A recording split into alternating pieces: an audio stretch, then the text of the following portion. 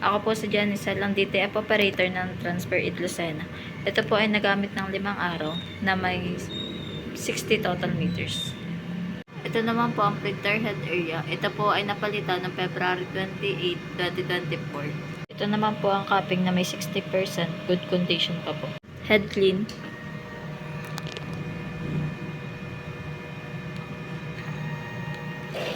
Ito naman po yung aming nozzle check. Punasan ng wiper after head clean. Ang ink system naman po ay tama lang ang level. Ang waste ng taman ay napalitan kanina.